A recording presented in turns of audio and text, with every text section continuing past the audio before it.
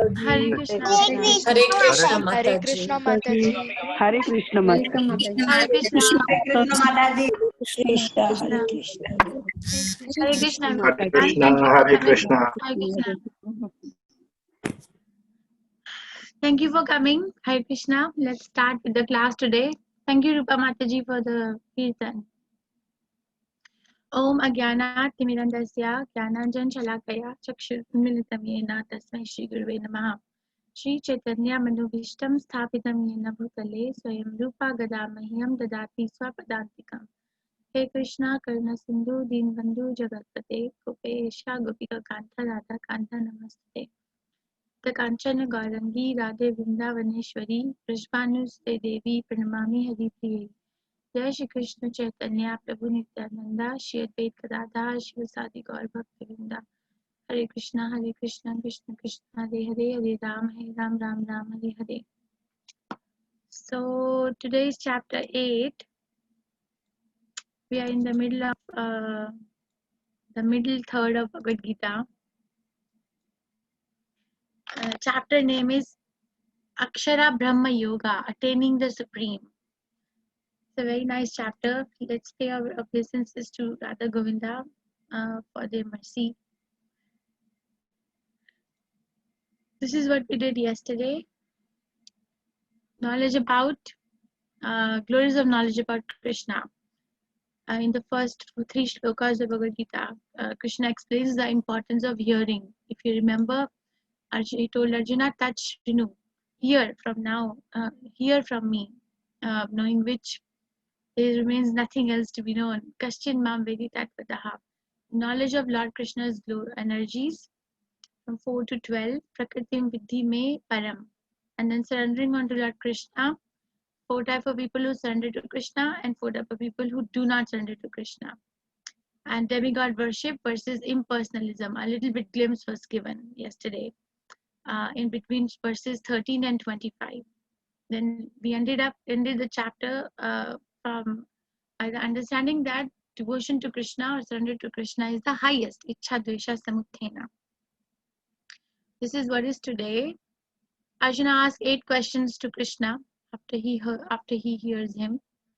Then Krishna answers 7 out of 8 in between verse 2 and 4, but spends a lot of time in answering the 8th question as to how to remember Krishna at the time of death. So a lot of time is spent from 5th verse to 16th verse answering just one question. So how important it is for how much importance Krishna is giving to remember him at the time of leaving the body. Then there is a little bit of a glimpse about the spiritual world. Like, okay, we remember Krishna and then we go to spiritual world.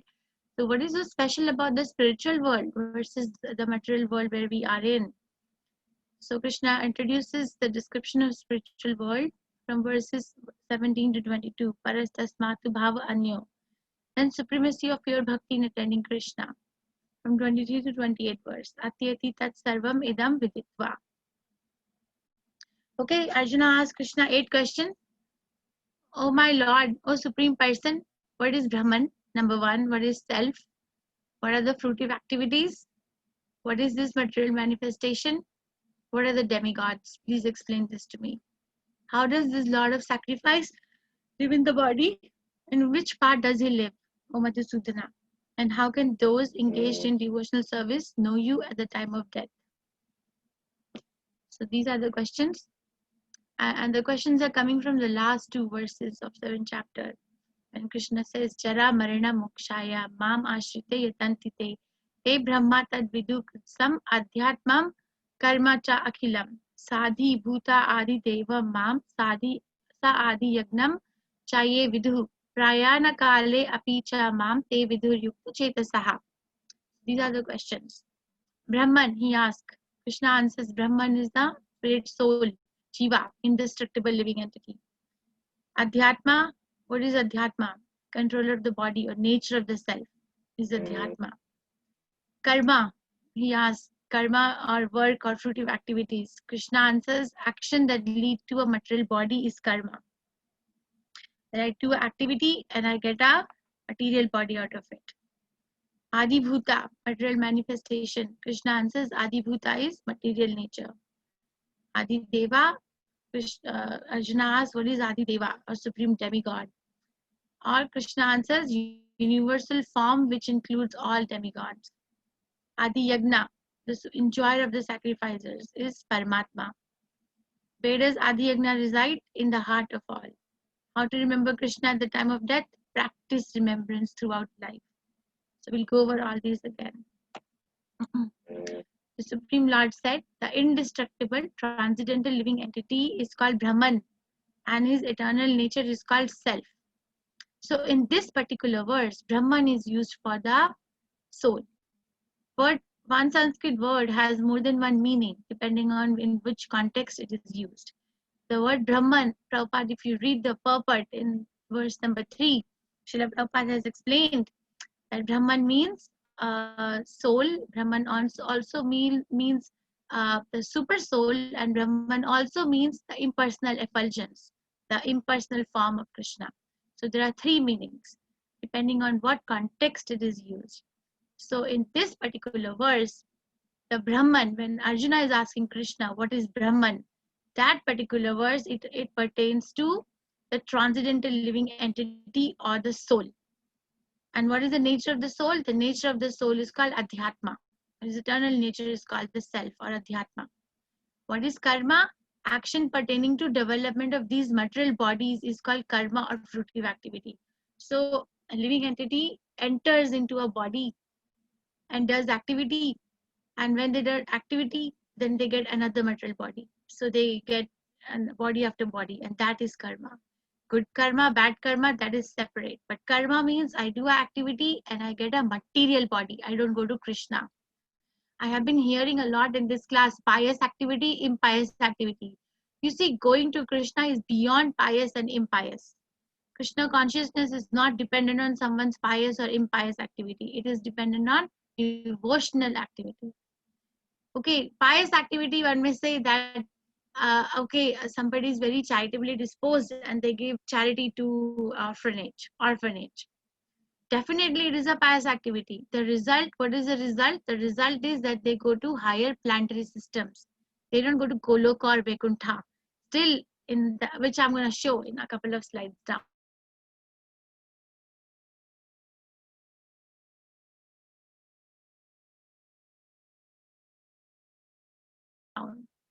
Eternal nature is called the self. Action pertaining to development of these material bodies is called karma or fruitive activities. So somebody does a impious activity, or whatever activity I'm doing, or somebody does a pious activity, like this person is very charitably disposed, and they go to heavenly planets and enjoy the luxuries over there. But if somebody is attached to doing impious activities, then they get the result accordingly. But if somebody does a devotional activity, like the topmost slide, then that leads to Krishna. Okay? Which is beyond both pious and impious. Okay, let's go ahead. Adibhuta. Physical nature is said to be endlessly mutable. The universe is the cosmic form of the Supreme Lord, and that Lord represented as the super soul. So physical nature is said to be is endlessly mutable. We know that. Every minute there is a change going on in the physical nature. Today it's hot, tomorrow it's going to be cold, and then it's going to be raining, and then there's going to be somewhere it's going to be snowfall. It's never fixed. It's endlessly changing. It's endlessly mutable. The universe is the cosmic form of Supreme Lord, and I am that Lord represented as a super soul dwelling in the heart of every embodied being. So the universe is the cosmic form of the Lord. We have to understand what it means. That some people have very hard time in accepting that God is a person. Okay, they can't accept the fact. For them, Krishna has given a understanding. Okay, you have hard time accepting me as a supreme person having a transcendental body. Then, when you look at this structure of this universe, you think of me like this. For example, the upper planetary system are compared to the head of Krishna. The sun and the moon are compared to eyes of Krishna. Okay, the middle planetary system is compared to the waist of Krishna. The lower pranary system is compared to the legs of Krishna, like that. And then the big mountains is compared to the bones of Krishna, where all the vegetations is compared to the hair on the body of Krishna. So like that, this whole universe, which is like you look at that universe as being a part of the universal form of body of Krishna. There is no universal form as such. It's a concept, and Krishna is giving that concept to a person, which we will discuss more in 11th chapter, where universal form will be revealed. And it is even more detailed explanation is given in second canto of Srimad Bhagavatam in chapter 5 and 6. Glimpse is given in fourth also. Now the last question: how can and where does this supreme super soul live? In the heart of every embodied being. So clear, every embodied being, Krishna lives there. Now the last question was, how can I think of you at the time of leaving my body? Vibha, you want to chant this verse? Yes, Mataji. Antakale च मामेव स्मरन्मुक्त्वा कलेवरं यः प्रयति स मद्भवं यति नास्ते अत्र संशयः. Thank you. And whoever at the time of death quits his body remembering me alone at once attains my nature. Of this there is no doubt. Okay, now there are two key words in this. One verdict is given by Krishna that at the time of leaving the body, whoever is thinking of Krishna is going to attain his nature. So, okay, now at once, there is no delay. A lot of emphasis is given by the acharyas in this at once, especially in first canto, fifth chapter of fifth chapter of Srimad Bhagavatam, where Narad Muni's life is explained. Narad Muni explains how he became Narad Muni. Narad Muni explains over there that he was in his previous life before becoming Narad Muni, he was the son of a maid servant, and there was no information about his father also. But Narad Muni was very, not very restless. He says little boys are restless, but he was not very restless, number one. And number two, he was silent. He was not talking so much. So the 4 months, the sannyasis who were roaming around took rest in Narad Muni's house because it was rainy season. It was hard to travel. So they took rest. Narad Muni was a little boy at that time. He says himself to Vyasadeva. And he got association with those sannyasis for 4 months only. And he says he was engaged in serving him. But what can he serve like a little boy? Prabhupada explains that, okay, get me a glass of water, give me food, or wash my clothes, something like that, not a very big service.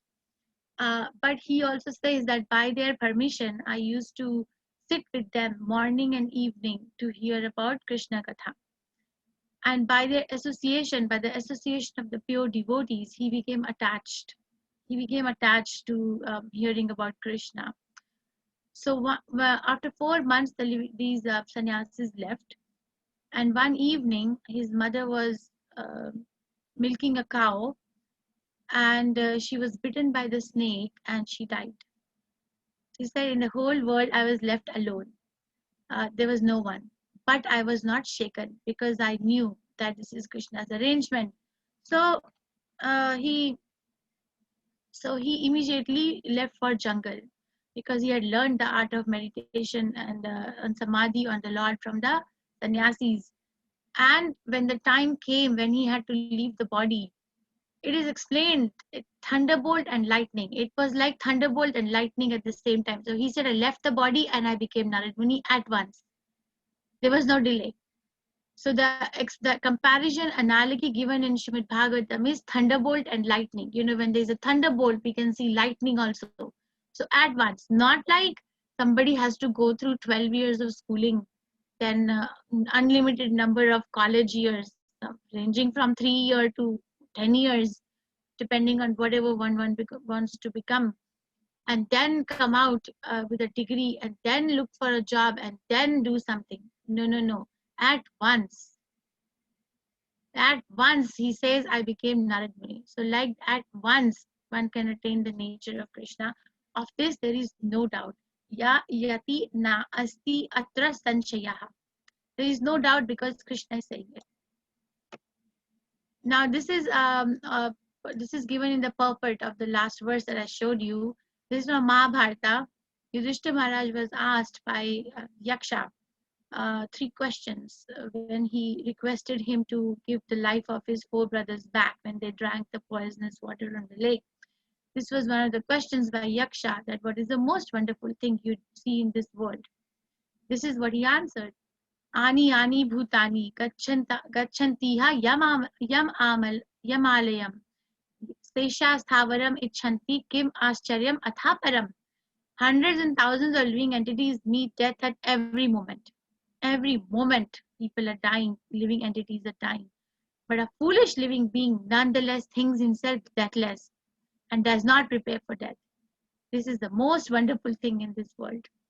So everybody is seeing everyone dying, but they think that they will never die. And that is why they never prepare for the death. And that is what Yudhishthira Maharaj is saying is the most wonderful thing. That one person thinks they will not die. Or they'll think that, okay, I'm not dying tomorrow. And I don't know how do they know. Then how to attain Krishna? Yamyam vapi smaram bhavam tyajati ante kalevaram tam tam evati kanteya sada tad bhava bhavita. Very important. Yamyam vapi smaram bhavam tyajati ante kalevaram. Ante kalevaram means the last minute when one is leaving the body. Whatever memory or whatever bhavam one is having, tam tam evati kanteya sada tad bhava bhavita. That nature one attains. So whatever state of being one remembers when he quits his body, that state he will attain without fail. I always think some obituaries, we see that this and this person has left for their heavenly abode. Right, but I honestly feel that we should quote this verse.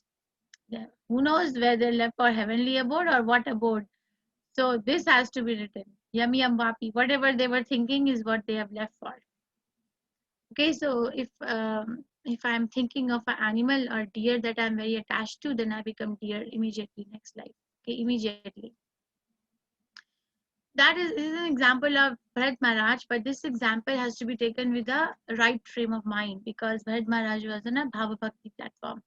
There are 9 stages of bhakti, beginning from Shraddha. Shraddha means faith. And when somebody has a little bit faith, they come and associate with the devotees.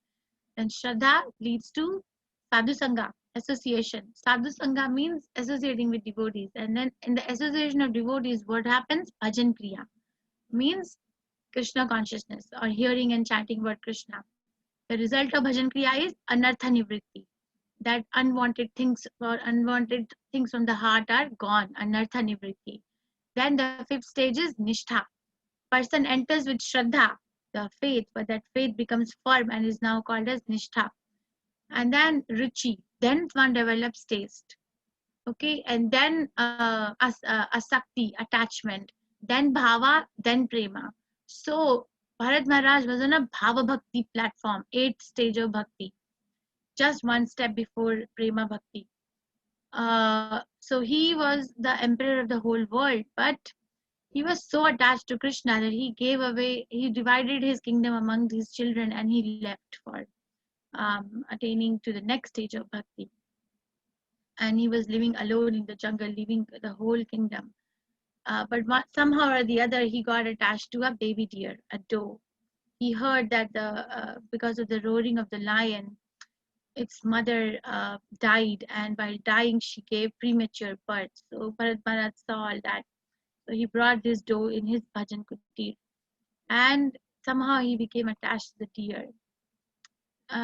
So a little bit of a distraction was there.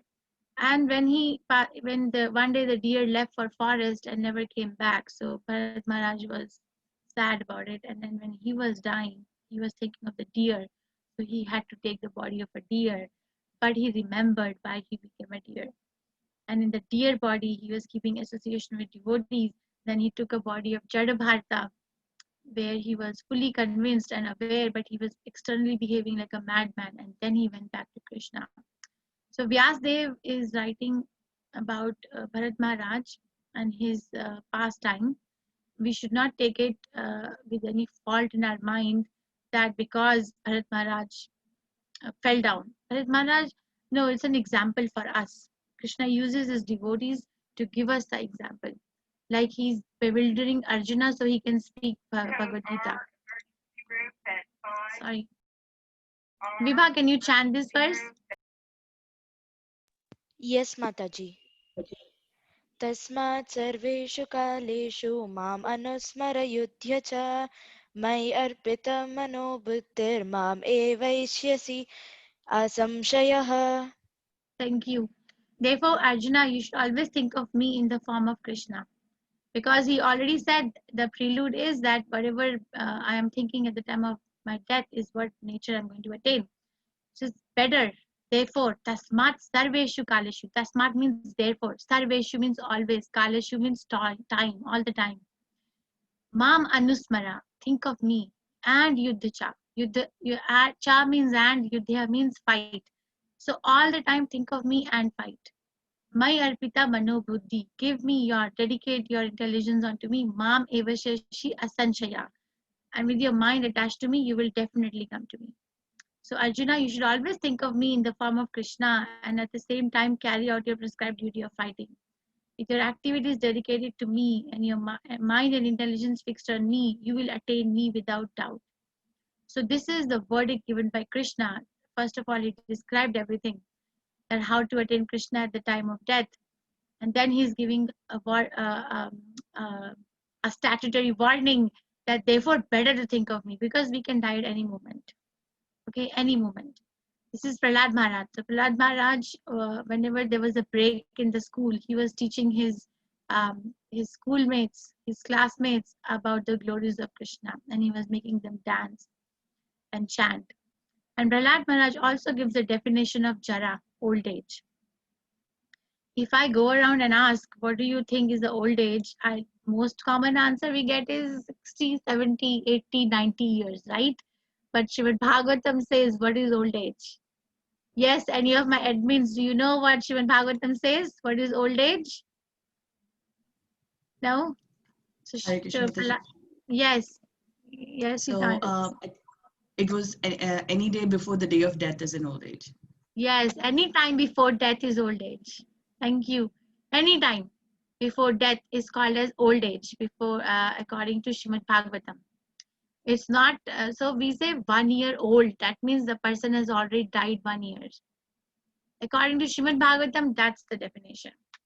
But for common understanding, we take it like, okay, when I grow middle age and old age, and that's fine. But Bhagavatam warns us to be very vigilant.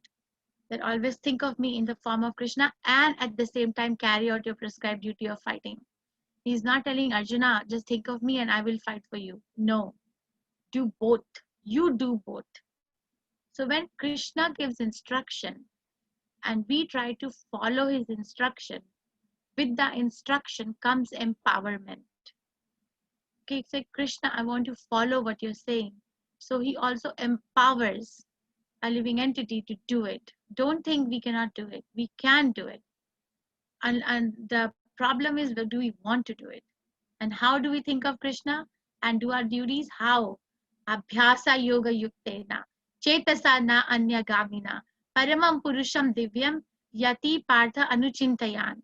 He who meditates on the Supreme Personality of Godhead, his mind constantly engaged in remembering me, undeviated from the path, he, O Partha, is sure to reach me. So his mind constantly engaged in remembering. Abhyasa means practicing. Yoga yuktena means always thinking of Krishna. Yoga means linking oneself with God. So practice thinking about Krishna in the lifetime that we have, the duration that is given to us, the lifetime, practice thinking about Krishna in that. And that practice will make us perfect, right? Practice makes a man perfect, will make us perfect and give us the memory at the time of death. So then when a devotee leaves the body, then Krishna sends a Vaikuntha Viman, airplane from Vaikuntha to get the living entity back home. They don't go to another body anywhere. This is the story of Ajamila. Ajamila is a pastime is given in 6th canto Srimad Bhagavatam. Ajamila was a very young Brahmana. He was born to a Brahmana father, and his father trained him to be a nice Brahmana, trained him the Vedic literature, the worship of the deities, and to be clean, to how to do charity, how to perform yagyas. Everything he was trained by his father. Okay, so not by birth, but by training, he was a Brahmana. One day he had gone to the forest to collect 4 kinds of grass and flowers for the worship of the deity. When he was returning back to home, he saw a prostitute and a man hugging each other in intoxicated stage, and their eyes were rolling. So he saw, and he tried to control his mind by the Vedic hymns that he thought he had learned from his father, but he could not. He could not.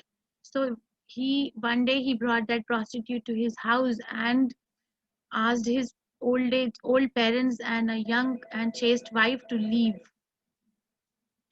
the house. Okay. Sita Mataji, can you please tell this story? I just have to answer this phone call. Sure, Mataji. Okay.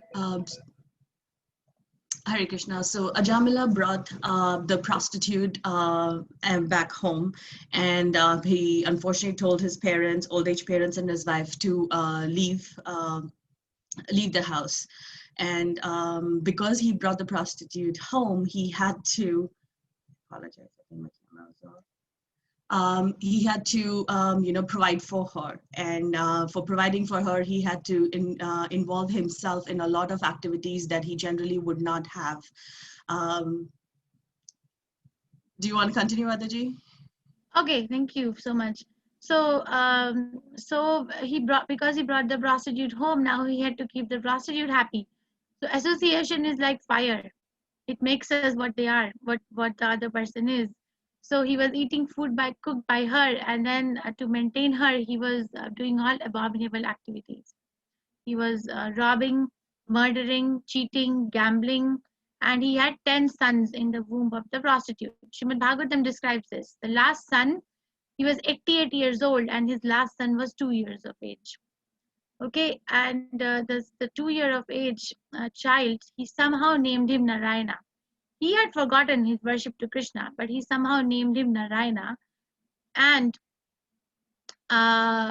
when one day he was taking a nap, and it was time for him to leave the body. So rightly, the Yamadutas came. You see, Yamadutas never come for a devotee's life.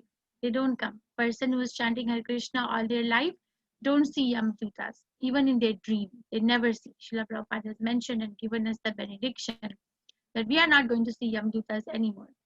So, but the Yamadutas came for Ajamila, and they were trying to reclaim this soul to take him to the hellish planets of punishment. So he was very fearful, and he was very attached to his 2-year-old son. So the old people are very attached to the young children. Srimad Bhagavatam explains that, and the word used is what is the word? There is a word used for that. I'm forgetting, which means like a oil. I think sneha. Sneha means like a oil when it comes down. It's in 6 canto. I remember reading like that. So he called out for his son out of fear, Narayana. He was not calling for Krishna. He was calling for his son that Narayana save me. But because he chanted the 4 syllables, Narayana, immediately Vishnudutas came. Immediately. Now we can say that why Vishnudutas came. Yes, Krishna's name is powerful. Why not they will come? Okay, so we cannot say, Krishna, why did you send Vishnudutas to a sinful person's life? He rightfully deserved the punishment in Yamlok, in hellish planets. We cannot say that's Krishna's wish. Krishna can do whatever. So the Vishnudutas came, and then they tried to stop the Yamdutas from taking this soul. So there was a conversation between Vishnudutas and Yamdutas that who's gonna claim the soul. And ultimately the soul was put back in the body because he was not purified to go to Krishna. So then he woke up, and then he was given a second chance. He could remember that what happened with me just now. Okay, so he was not taken. He was given a second chance, and he woke up, and then he lamented that what he did all his life, Then he went to Haridwar and started purifying his existence. And then when he left the body, then Vishnu does Vaikuntha Viman, the airplane came from Vaikuntha Loka and brought him back to the spiritual world. So this is the benefit. Now Krishna is again emphasizing. First he says, Tasmat Sarveshu Kaleshu Mam Anusmara Yuddhacha. And he says, how to remember? Abhyasa Yuktena. And now he's going to tell what to meditate, how to remember. When he says remember, then he says practice remembering. And now he's going to tell us how, in what form to remember Krishna. One should meditate upon the Supreme Person. So God is the person, as the one who knows everything. As he who is the oldest, who is the controller, who is smaller than the smallest, who is the maintainer of everything, who is beyond all material conception, who is inconceivable and is always a person. He is luminous like the sun, and being transcendental is beyond this material nature. So this is the way we have to meditate on Krishna. Not that Krishna is like one of us, or maybe Krishna is one of the demigods. No, no, no. Krishna's nature is transcendental to everyone, each and every living entity, higher or lower. So the demigods are also praying to Krishna. Lord Brahma, whenever he has a problem in affairs of managing the material world, he goes and meditates on Mahavishnu at the ocean of milk and gets instructions from there. Lord Shiva is always sitting in meditation. What is he meditating on? He's meditating on Sankarsana form of Krishna. Okay, so they are all great devotees of Krishna. That is why they are given that responsible position. Mam upetya punarjanma dukhalyam ashashvatam na punvanti mahatmana samsiddhi paramam gatim. After attaining me, the great souls who are yogis in devotion never return to this temporary world, which is full of miseries, because they have attained the highest perfection. They give assurance second time. First he said, Yatra asanshaya, there is no doubt about it. Now he's saying that that they achieve because they surrender to me, because they're great souls. Now tell me or write to me some of the words ending with alayam. Alayam means place, like Bhojalayam. I'm reading, you can write to me some words ending with alayam. Vidyalayam, Devalayam, okay. Dharma alayam. Dharmalayam is, I think, means temple. Shivalayam, okay. Sharanalayam. Sharanalayam is maybe, what is Sharanalayam? Where you take shelter house? Shelter house. Devalayam, Devalayam. Pustakalayam, okay, library. Kshetralayam, maybe playground. Vidyalayam, Sharanalayam, Dukhalayam, Himalayam. Okay, Anandalayam. I don't know what is Anandalayam. Chikitsalayam, the hospital. Bhojanalayam is place to eat. See, Alayam means place, Sharanalayam. So Krishna is calling this place as Dukh Alayam. This place where we are, he's saying it's a place of miseries. Now Prabhupada explains in this verse that one may say that, okay, this place is full of miseries, but I can mitigate my misery by inventing so many antidotes, so many comforts. No, I can earn so much money. One can think like that. I can live in a very nice house. I can have a smart Apple TV. I can have a very expensive car. I can have a temperature controlled house. Then I'm okay. Then there is no misery. Okay, even if somebody can do that, then the second nature of the world is ashashvatam, temporary. Everything that we are doing is temporary because death is permanent. So this place is actually condemned by the Supreme Personality of Godhead. We try to make it very easy and very convenient. Srila Prabhupada explains that how much can you glorify a jail? A jail is a jail at the end of the day. Okay, from the highest planet in the material world down to the lowest, all are places of misery wherein repeated birth and death takes place. But one who attains to my abode, O son of Kunti, never takes birth again. So, Abrahma Bhuvanar Loka Punar Avartina Arjuna. One can go up in the heaven. One thinks, oh, attaining heavenly planet is the goal of one's life. But no, no, no. Why? Because that is also a place of misery. Always there's war going on between demigods and demons. Hell is a pain anyway, but everybody is dying and everybody is getting disease or old age. But why? Why not go to the place where there's nothing, no more of these things? So by human calculation, 1,000 ages taken together is the duration of Brahma's one day, and such also is the duration of his night. Now one can argue that Brahma is living for so long, and Brahma is living a good life. He doesn't have to go to office, right? And it looks like 311 trillion years. Looks like a long life in front of 100 years. Okay, but that also Krishna is condemning.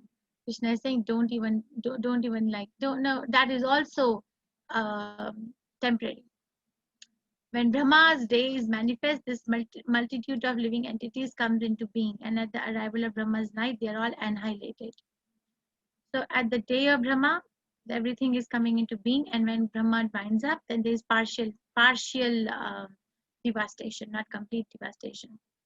Again and again, the day comes, and this host of beings is active, and again the night falls, O Partha, and they are helplessly dissolved. So why to depend on day and night, and even go to Brahma Loka and then live for so long, but then ultimately die? So Brahma also dies. That is why he was not able to give the benediction of immortality, benediction of being immortal to Hiranyakashipu. Hiranyakashipu was a devotee of Brahma. He was doing severe austerities to get benedictions from Lord Brahma. So he asked Lord Brahma to give him the benediction of being immortal. And Brahma told him, I cannot make you immortal because I am myself mortal. Then he tried to trick Krishna. Okay, make me not be killed by this weapon made of any of these matter, earth, water, fire, ether, or not in the daytime, not in the nighttime, not in the water, not on the land, not in the air. So Brahma kept checking his boxes, yes, yes, yes, and Hiranyakashipu thought that he has now cheated Brahma and actually taken the benediction of being immortal. But who knew? He never knew that he is going to be killed by Narsimha Dev. We cannot say man or lion, half man, half lion. Killed in the juncture of inside and outside of the house. So not inside, not outside. Killed not in the air, not in the land, not in the water. Where? Lap of Narsimhadev. Killed by what weapon? Nails of Narsimhadev. Ugram Vira Mahavishnu. Jalantam. Ugram Vira Mahavishnu. Jalantam Sarvato Mukham. Narsimha Bhishanam Bhadram. Mrityu Namami Yaham. So we celebrate Narsimhadev like that. Okay, so even Krishna is higher than Brahma. Yet there is another nature which is eternal. So this nature he's calling Dukhalayam Ashashvatam. Clear? No matter where you go, where we go, upper planetary system, lower planetary system. But then there is Paratasmatu Bhave Anya. There is another nature which is eternal and is transcendental to this manifested and unmanifested matter. It is supreme and is never annihilated. When all in this world is annihilated, that part remains as it is. So give a summary of what we have done so far. Arjuna asked Krishna 8 questions.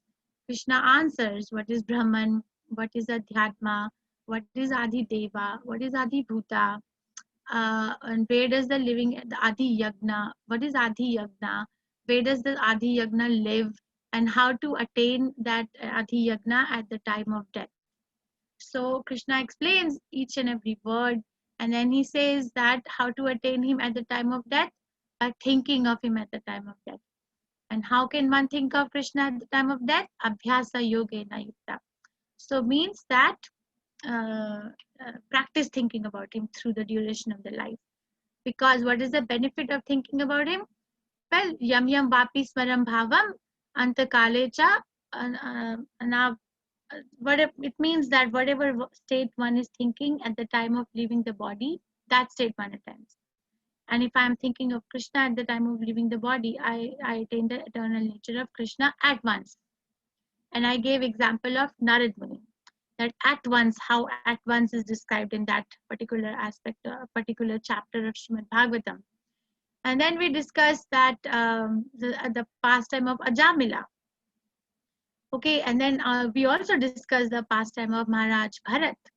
And then we discussed that Krishna is calling this place, this material world, no matter it's heaven or hell, as Dukhalayam Ashashvatam, a place which is a place of Dukha. Dukh lives here.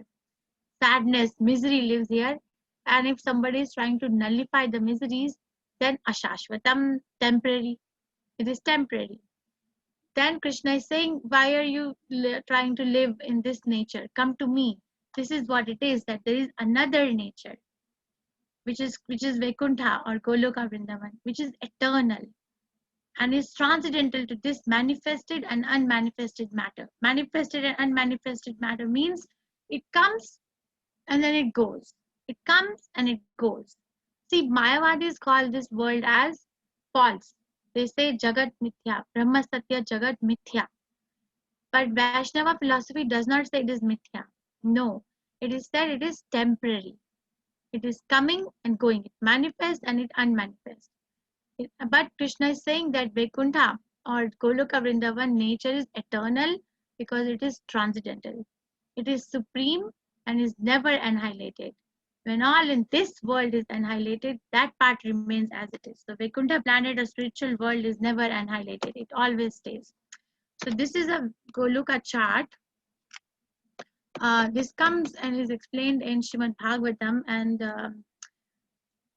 these are all on the words that you see on the right and left are the references on which this Goloka chart is made. 3/4 of Krishna's creation is spiritual world. Okay, and 1/4 is material world. Now let's try to understand. Spiritual world is situated in a spiritual sky. Like this planet is rotating in a sky, material sky, right? Earth planet is rotating in a material sky. Like that, Vaikuntha and Goloka Vrindavan are situated in the spiritual sky. And that spiritual sky is called Brahmajyotir. You see this, my hand over here, Brahmajyotir, which is an effulgence coming from the body of Krishna.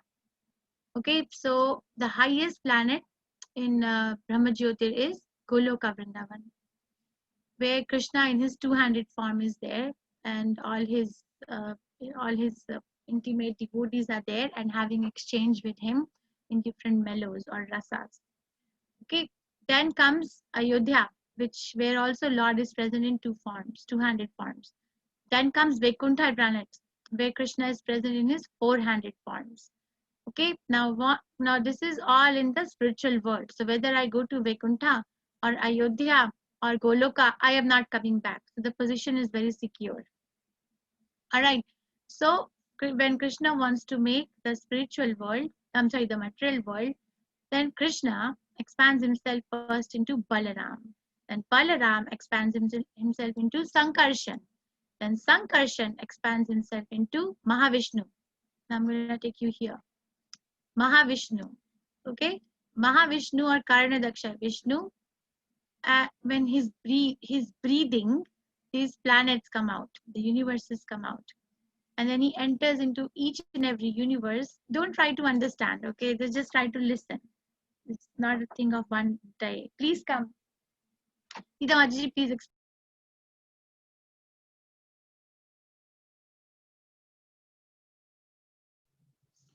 Hare Krishna. So Mahavishnu, when he breathes, so you're back, Mataji.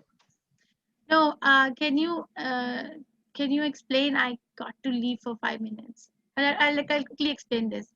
So Mahavishnu, when he breathes, planets come, and then he enters into each and every planet as Garbhadaksha Vishnu, each and every universe, and then from his navel, the lotus flower comes out, and on that lotus, Brahma takes birth, and then he's given knowledge in the heart how to create planets. So Brahma is a secondary creator because he's given knowledge to create by Garbhadaksha Vishnu. And he creates all these planets in the stem. Okay, we are here, Bhurloka. Then there are 7 upper planetary systems: Bhuvar, Swar, Mahar, Jana, Tapa, Satya Loka. Swarg, and then Brahmaloka is the highest. And then go down, Atal, Vital, Sutal, Talatal, Mahatal, Rasatal, and Patal. Okay, and then he populates these planets with the different living entities. And he enters into the heart of each and every living entity as Paramatma, or the Supreme Personality of Godhead. Okay, now if you see this, Dhurlok, where we are, the earth planet. You see this Hare Krishna, Krishna Krishna, Hare Hare. Now this, if somebody catches the string of this Hare Krishna Mahamantra, they end up in Goloka Vrindavan. So Golokera Premadhana Hari Nam Sankirtana. So Hare Krishna Mahamantra is originating from Goloka Vrindavan. Alright, Sita Mataji, let me know when you're ready to share your screen. I got to go for 5 minutes. And then I'll come back. Sorry, what happened?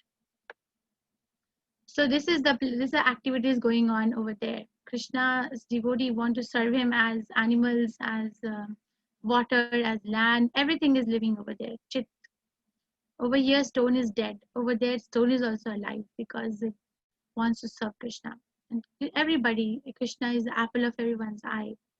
Okay, Mother Yashoda wants to serve Krishna as his mother. The monkeys want to serve Krishna as his friends. Everybody. And this is from Ramanujacharya Sampradaya, one Alvar, a great devotee, King Kulashekhara. Srila Prabhupada takes time and translates his prayers, Mukundamala Stotra. He says, O Krishna, please allow my mind to immediately yield to your lotus flower-like feet, just as the flamingo enters into the labyrinth of the lotus flower stems. When at the moment of my last breath, my throat becomes constricted by the action of the bodily humors, air, bile, and phlegm, how will I be able to remember you? So he's such a high devotee, he wants to die immediately when his mind is sound, because he's saying that at the time of death, the throat becomes constricted by the function of the mucus and air. So I want to think of you now and leave my body now, because there'll be surety that I can think of you. Vedeshu yagneshu tapasu chaiva daneshu yat punya phalam pratishtam atyati tat sarvam idam viditva yogi param sthanam upaiti cha adyam. A person who accepts the path of devotional service is not bereft of the results derived from studying the Vedas, performing austere sacrifices, giving charity, or pursuing philosophical and fruitive activities. At the end, he reaches the supreme abode. Now, he's saying this at the end because Arjuna may think of Krishna, work for Krishna, but what about the Vedic activities? He's a Kshatriya, right? He's performing sacrifices. What about the Vedas? Krishna is saying, he's reassuring that who accepts the path of devotional service is not bereft of the results derived from studying the Vedas, number 1. Number 2, performing austere sacrifices.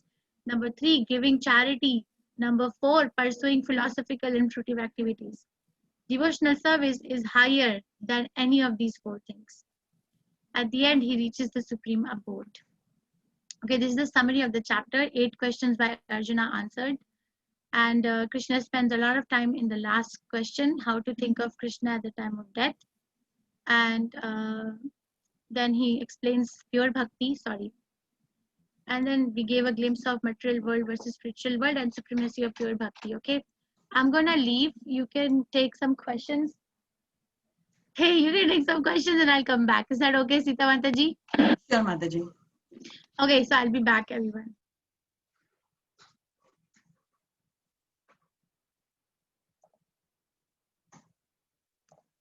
Hare Krishna, you can please, Hare Krishna Kalavati Mataji, I will make you a co-host.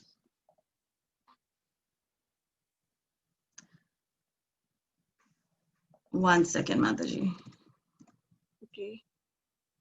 Perfect. Please, you can please raise your hands if you have a question. Let's see. Udaya Prabhu, you can unmute yourself. Thanks, Mataji. Hare Krishna. It was mentioned that the Brahma annihilates all the worlds when the night arrives, but not the eternal Goloka, Vrindavana, something. I'm not able to hear that point. So 8.20 is where my questions were around. So is the only place being the Krishna's eternal abode that cannot be or that will not be annihilated, or are there demigods? There are demigods. They also have their own abodes. So apparently, what is heaven? What is hell? Is that a subset of all these abodes, or is there anything else that we're talking about? There's some clarity around those things. Hare Krishna Prabhu. And Kalavati Mataji might join in if my answer is incorrect. The heaven, hell, the concepts that you're thinking about are all part of the material world. When you were talking about the Brahman, there's two different, 3/4 of Krishna's creation is spiritual, which does not get affected during this annihilation. Like Brahma's day, everything gets created during Brahma's day and everything gets destroyed during Brahma's night. But the material nature, which is the part of material portion of the creation, is what gets destroyed and what gets created. The spiritual portion doesn't. So heaven, hell, all those are part of the material nature, not the spiritual nature. Hence, they don't get destroyed. So what exactly the 3/4 you're talking about? Can you So explain this which are those entire three? creation, this entire creation of Krishna, 3/4 of that is spiritual. Okay, and 1/4 is material. What does is it what comprise? What does it comprise? Mataji just went. She gave a I name apologize. for the adopts like Goloka Vrindavan, for example. So is it Correct. present in 3/4? If I'm right, it is yes. So Yes. for example, Indra has Indra Loka. So and is it also part of 3/4? No, So that Indraloka, no, the only spiritual portion of it is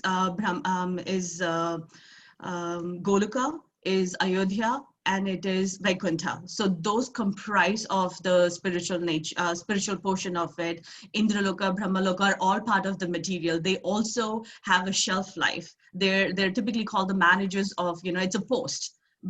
Indra is the god of demigod. It's a supervisor of demigods. So that is also a material post. They have a shelf life. We learned in the chapters, right? What is the life of Brahma? So once that is completed, Brahma will also go away, and a new Brahma is created. okay. So the three things you said: Ayodhya, Vaikunta, and Goloka Vrindavan. Am I correct? Yes, that's part of the spiritual world. Kalavati Mataji, if you have any So more light on that. why should I even worship either sun god or Varuna god or the gods of this god, which is Indra? Are you telling maybe they are futile? They're not futile, Prabhu. So we have to come to a stage where, we reach Krishna directly. So Krishna is the maintainer, the supreme personality of Godhead. Now, does everybody worship Krishna? Do we, are we at the stage where we are worshiping Krishna directly? No. What our heart truly desires, sometimes we wish for different things. So what Krishna has done is he's created these demigods who can fulfill us with different desires. I think I'm not too knowledgeable, but Indra is like the god of rain, right? So we pray to him for a specific thing. So each one of them is responsible for maintaining a particular subsect of the material nature, and people pray to them. We pray to Goddess Lakshmi for giving us prosperity. We pray to Lord, Saraswati for education. So Exactly, that's the point. Like if we need rain, we'll go for Varun. If we need for fire, we want Agni. So that instance, whenever we want, we can probably do. But primarily, if we know that even Indraloka is going to be annihilated, then I think, do you think it makes sense directly to go to Krishna and probably be under his Sharan and do devotional service to him? Is that what one has to understand? yes, Prabhu, and everybody, even the demigods are praying to Krishna, right? Brahma is constantly in prayers to Krishna. Shiva is constantly in prayers to Krishna. So when the demigods themselves are praying to Krishna, we should learn from them and do and go for it. I think in one of the slides in the previous chapters, Mataji had shown that there are two ways. You either take a staircase to reach a 10-story or 50-story building, or you take an elevator. So praying to Krishna directly. This does not even look like a staircase. What if I'm in the 30th floor and it is annihilated by Lord Brahma? So it's not even a ladder. It's probably a potholed ladder. Sure, Prabhuji, Prabhu. may It is just an understanding that you just, because he is the source of everything, you should be praying to Krishna directly. Thank you, Mataji. Hare Krishna. Sharat Prabhu, you can unmute yourself. Yes, hello, Hare Krishna Mataji, hello. Hare Krishna. My question is during Bhagavad Gita lecture, so many references of Bhagavatam is coming again and again. I could not understand what is the relation between Bhagavad Gita and Bhagavatam. Why Bhagavatam is being referred so many times? Like, is it necessary or like how is it connected, Bhagavad Gita and Bhagavatam? And can you May I? Go ahead, Mataji, please. Yes. Hare Krishna Prabhuji. Bhagavad Gita is the sound of the Krishna. That is the summary of the Bhagavatam. That is the difference between the Bhagavad Gita and Bhagavatam. Bhagavad Gita contains only 700 slokas with 18 chapters. But in Bhagavatam, we are having 18,000 verses and cantos. So Bhagavad Gita is the summary of the Bhagavatam. That's it. but Bhagavad Gita is a part of Mahabharata and Bhagavatam? No, I there is don't know what is. no, Prabhuji, no. It is not the part of the Mahabharata. Bhagavad Gita and Bhagavatam is related. It is the summary of the Bhagavatam. But Thank you, Mataji. Sharad Prabhu, in other words, what we could also see, we can also state as Bhagavad Gita. You're mentioning that it was spoken. It's a song sung by Krishna to remove the doubts of Arjuna in the battlefield. Correct? Do you agree with that? This is what was my understanding, that during Mahabharata only this Bhagavad Gita was spoken, and that is part of Mahabharata only. What is my understanding? Sure, I don't Prabhu. know. Yes, But if you're looking for a connection point, the Bhagavad Gita is just a conversation between Arjun and Krishna, and it was spoken to remove all the doubts that Arjuna had in the battlefield, right? Bhagavatam, if I may understand, or I could relate it to it, is Bhagavatam is the pastimes of Krishna. What did he do when he was younger? What did he accomplish? What were the demons he said? It tells you all the different stories about Krishna throughout his journey of life. So Bhagavad Gita, if any... And also all the devotees, glories of the devotees. In Bhagavatam, we are seeing many devotees like Prahlad Maharaj, Bharat Maharaj. There are many devotees. Their glories they are showing reading in the Bhagavatam. There are many. We are seeing many. We are giving many examples in Bhagavad Gita while taking that classes. That all the examples from the Bhagavatam we are referring from the Bhagavatam in the Bhagavad Gita. Did you get the gist, Prabhu? In Bhagavad Gita, nowhere reference is made to Bhagavatam. No, it is for explaining, or like is it necessary? Like everyone, because sometimes I get confused because we are studying Bhagavad Gita is complete in itself, right? It doesn't to understand. Is it necessary to refer to Bhagavatam? Sorry. So the recommendation of the prescribed information, Prabhu, is if you have to learn one book or read one book, Bhagavad Gita it is. Bhagavad Gita tells you the different concepts, the stories, the pastimes are related in Bhagavatam. So if you were reading it in sequence, we are just reading the theory or the concepts in Bhagavad Gita, but the references that are given, the stories behind it. So today we read the story of Ajamila, like for explaining a particular verse, the story of Ajamila is used, correct? And what is the story of Ajamila? That is mentioned in Bhagavatam. So very generally, Bhagavad Gita is a song sung by Krishna to remove the doubts of Arjuna, versus Bhagavatam gives you all the pastimes of Krishna. So you are asking, should we, what is more important? Is what Krishna said more important, or the stories or the leelas of Krishna are important? Both are important, but if you're going in a sequence, read Bhagavad Gita, and then to understand Bhagavad Gita a lot more and the pastimes more, you have to read Bhagavatam. Thank you so much. Thank you. I do want to share, thank you Sita Mataji and Sarati Mataji. I do want to show one video. Is that okay? Is the question, who was the one asking you? Sita Mataji? Sharad Prabhu. Prabhu, are you done asking your questions? Yes, Mataji. Just one last thing. Both Bhagavata and Bhagavad Gita and Bhagavatam, are they both same time written, or what is the source, like origin, like when were they originated? Bhagavatam, well, Krishna has been existing forever, right? There is no, he's Adi Purusham, right? So Bhagavatam was written before. Bhagavad Gita was told by Krishna later. Thank you. Okay, I'm gonna share this video for everyone. and then we'll make a breakout room for question answer. Mataji, her everyone, video is not seen. I have not played it yet. नहीं थोड़ा है.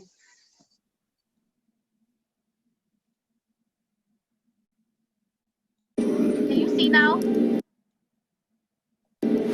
Yes, Mataji.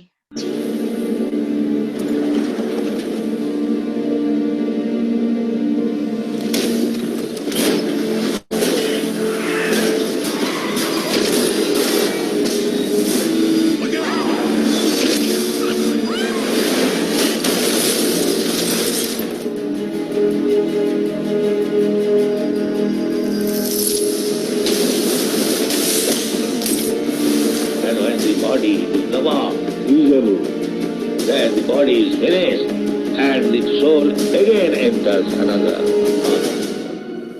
This is called transmigration. What is the next body you are going to get? You must have information.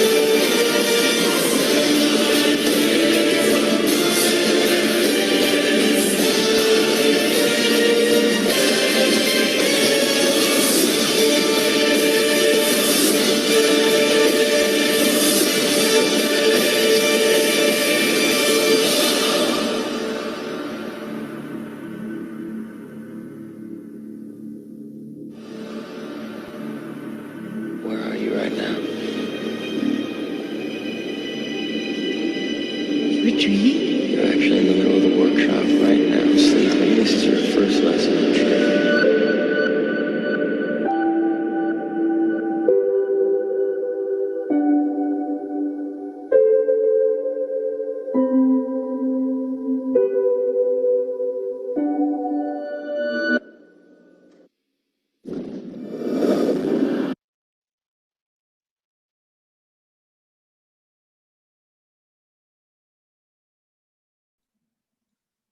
Okay, so that was from Srimad Bhagavatam, 3rd canto, 31st chapter, the movements of the living entities. Okay, I'll make a breakout room. Siddha Mataji, you're there. Rupa Mataji. So I'll make 2 breakout rooms. I am there. And I will bring everyone back in 10 minutes because I got to leave. So then, Siddha Mataji, I'm going to make you host before I leave. Okay? Okay, Mataji. Okay, so everyone can go for 10 minutes in different rooms for asking the questions.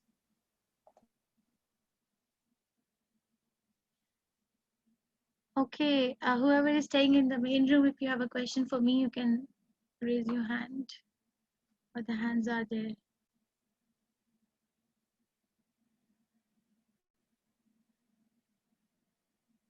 Seema Arjun Mataji, I think we can stop recording. Okay, Mataji. Thank you. Janya Mataji,